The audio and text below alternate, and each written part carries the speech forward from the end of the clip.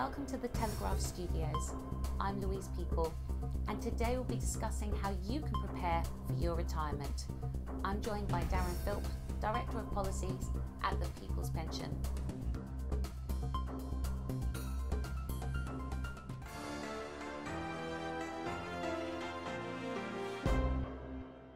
Hello, Darren. Hi, Louise. Pensions have been in the press more than ever. Now in 2015, what is it all about with pensions? Well, there's certainly lots going on, and 2015 is going to be a really significant year for pensions. First off, we've got auto-enrolment, and the government policy of automatically enrolling people into a pension scheme is really ramping up this year. Second, there's a huge debate about the quality of people's pension savings. You know, are people saving in good schemes that aren't going to rip them off? And finally, there's the budget changes. So the Chancellor announced some sweeping changes in his budget last year that give people the freedom and flexibility to pretty much do what they want with their pension. And those reforms come into effect from April. So it's going to be a very, very busy year for the pensions industry. Now let's start with auto-enrolment. What is this all about, and why have employers been given this opportunity? Yeah, it's a very good question, and it stems from the fact that people aren't saving enough for their retirement. You know, as we all live longer, we all need to save more for our retirement if we're going to be able to have a decent retirement income. So the government decided that given people were disengaged with pensions, given people thought pensions were actually very complicated, that people making decisions about their pensions wasn't the right way to go. So it turned the whole thing on its head. So it decided that people would be in a pension unless they'd actively decided to opt out. And that's basically what auto-enrolment is. So if you don't make a decision about pensions, you'll be saving for your pension. How does the employer understand all these pages and pages of regulations, terms and conditions? It's all a bit overwhelming. It is overwhelming for the employer, and what the industry is trying to do, and schemes like the People's Pension is trying to do, is just trying to make it easy. Like, we have a strapline taking the hassle out of auto-enrolment. It is a hassle, and we can do it for people, and that's what we try and do. One of the important things that and related to that, one of the important things that the employer actually has to do is to choose a pension scheme. So it has to decide who's in, it has to work out how much to pay, and to choose a pension scheme. And it needs to be sure that the pension scheme is going to basically do what it says it does.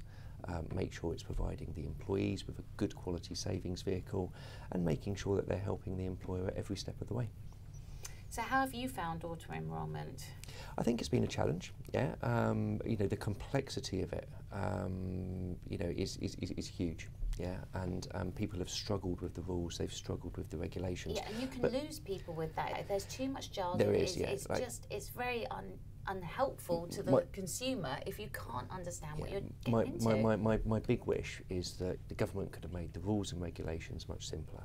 After all we're trying to do is get people to save unless they make an active decision not to. And how can you compare policies if they're not all easy to understand? Well, exactly. Different providers will provide different things. There are different options, different charges, and we'll come on to charges. But you know, it is very difficult for the employer to understand and actually make those decisions.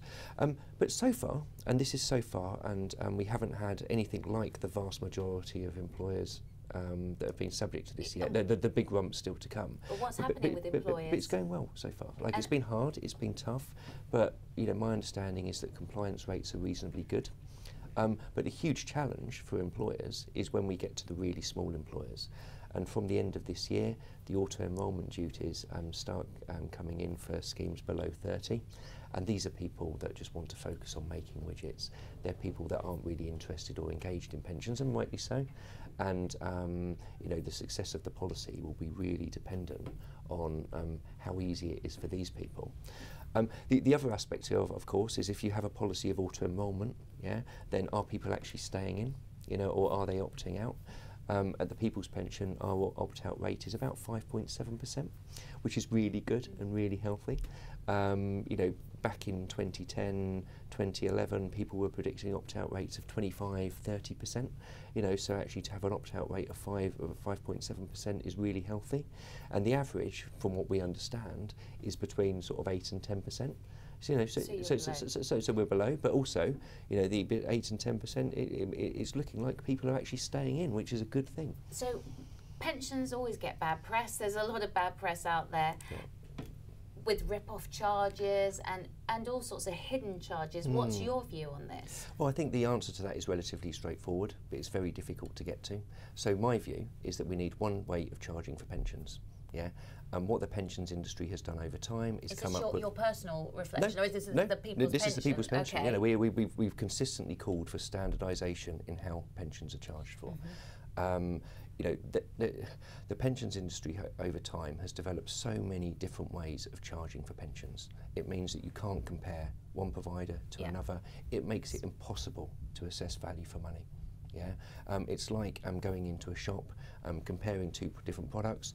One is in euros, one is in sterling, the other one is in dollars. You have to get your calculator out and make certain assumptions and stuff. You've lost people in that You've process. lost people. How can people make that comparison?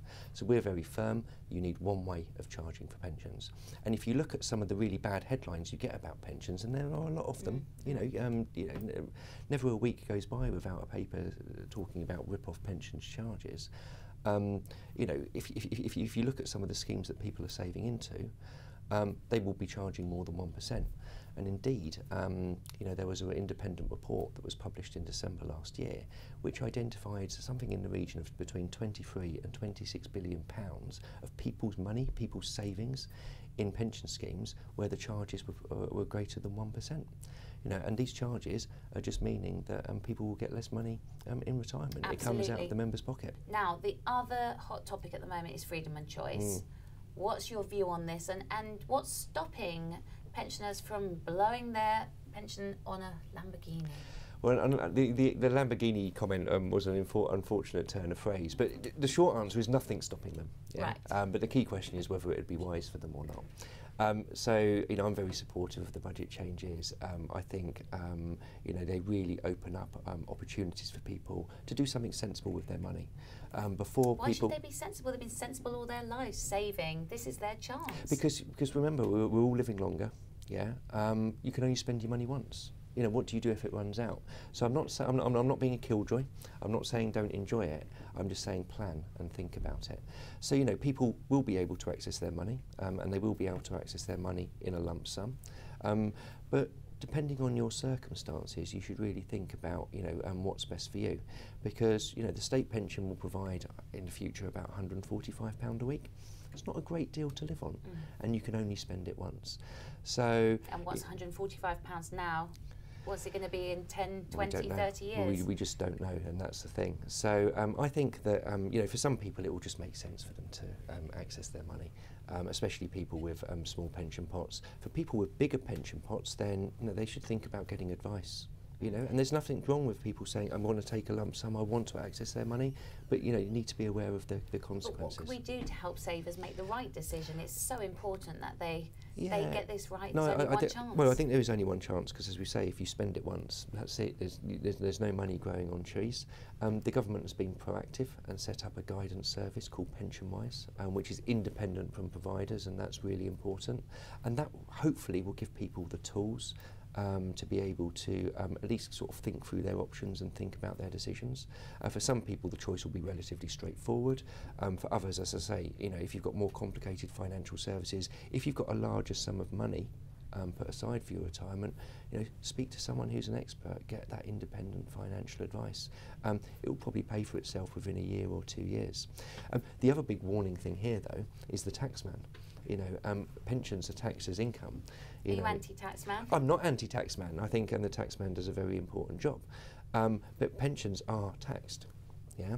And if you take your pensions out as a very, very big lump sum, yeah, you could change the rate of tax you pay and end up paying more tax than you otherwise wanted to. So you're a pensioner and you've then gone into a higher tax rate? You could, yeah, and that could easily happen as a result of the reforms. So people just thinking through their individual tax circumstances, making sure that they are aware of the implications of their decisions will be a really important thing to do.